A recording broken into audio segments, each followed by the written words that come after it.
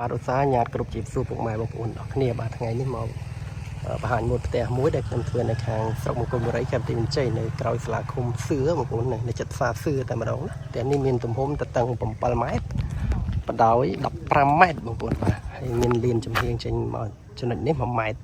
ផ្នែកយើងថាក្បែរនឹងកណ្ដាលផ្ទះយើងលាននេះកន្លែងនេះបន្ទប់គេងដើម្បីយើងដាក់ផ្លូវដើរទៅក្រួយហ្នឹងឲ្យចំកណ្ដាលជញ្ជាំងឥត20មកជុំបងប្អូនបាទរួចរាល់ហើយខឿន8ទឹកចដើ5កាំពូលីកមកជុំអញ្ចឹងនេះអានេះម៉ូតយើងចាប់ស៊ុំធ្វើជ្រានឹងលាបពណ៌តែនេះពណ៌ខាងក្រៅគុណភាព8ឆ្នាំបងប្អូនគុណភាពថ្នាំ8ឆ្នាំណានេះកញ្ចក់រ៉ៃស៊ីនអញ្ចឹងពូអញ្ចឹងកញ្ចក់នេះបឆោតទេយើងអត់មានលក្ខណៈប្រអួតខ្លួនទៅក្នុងនេះគ្រាន់តែបិទបឆោតយកម៉ូតទេហើយយើងដាក់ប្រភេទទ្វាដៃស្មិតមានហ្វិកមានប៉ាណូអញ្ចឹងទៅណាហ្នឹងហើយ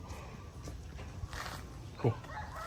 ខឿនផុសបងខឿនផុសខឿន8ទឹកតែយើងធ្វើផុសអញ្ចឹងណាអញ្ចឹងហ្នឹងហើយអញ្ចឹងស្រស់ស្អាតមែនទែនជាប្រភេទវីឡាទឺដែលមានតូទឹកបងប្អូនបាទយើងអាចរងទឹកប្រើបានហើយនេះចំណុចខផុសយើងមានជ្រីពីក្រោមខឿនជើងតាហ្នឹងក៏ផុសដែរណាផុសអញ្ចឹងទៅបងប្អូនបាទផុសអញ្ចឹងហ្មងហើយមានជ្រីផ្កាប់កន្លែងសសរ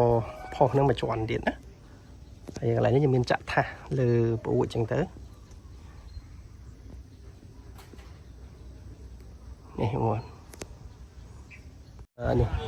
រងដានេះយើង2ម៉ែត្របងកញ្ចក់រ៉ៃស៊ីនមកជុំអញ្ចឹងណាដបូលប្រើប្រភេទដបូលបេតុងក្បឿងពណ៌ទឹកប៊ិចបងប្អូនបាទ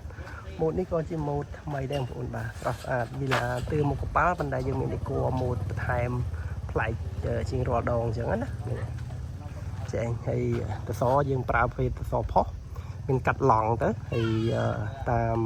ប្រួចយើងមានជ្រីមានចាក់ថាសអញ្ចឹងទៅខាងលើវាមានឥដ្ឋភ្លឺអញ្ចឹងទៅបងប្អូនហ្នឹងហើយអញ្ចឹងស្រស់ស្អាតណាស់បងប្អូនអេមពូរីកយើងរៀបចំជូនមកជុំវិញទាំងអស់ណាពេលយប់យើងបើកទៅភ្លឺមកជុំផ្ទះទាំងអស់នេះផ្នែកខាងក្រោយបងប្អូនបាទយើងមើលទៅឃើញអញ្ចឹងណាប្រួយ2នេះគឺចំណុចមាន2 3បងប្អូនទៅនេះគឺចំណុចចក្រានបាយទាំងអស់ផ្នែកខាងក្រោយបាទចែងពូលីកមកជុំរត់ឲ្យមកជុំទាំងអស់នេះគាត់ថាជាផ្នែកមួយខាងទៀតទេដោយសារវានៅខាងអែបផ្លូវដែរខ្ញុំថតទៅបានឃើញចែងកញ្ចក់រ៉ៃស៊ីនទាំងអស់ផ្ទះនេះចក់រ៉ៃស៊ីន